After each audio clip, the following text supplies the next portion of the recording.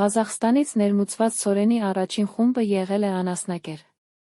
Շեշտը եղել է ճանապարհների դիվերսիֆիկացիայի վրա։ Էկոնոմիկայի փոխնախարար Էդգար Զաքարյանը լրագրողների հետ զրույցում անդրադարձել է Հայաստան ներմուծվող ցորենի որակի շուրջ ստեղծված հարցերին։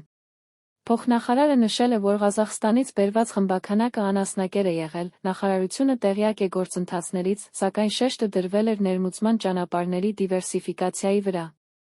Ցորենը տարբեր նպատակներով է ներմուծվում։ Առաջին խումբը եղել է անասնակերի համար։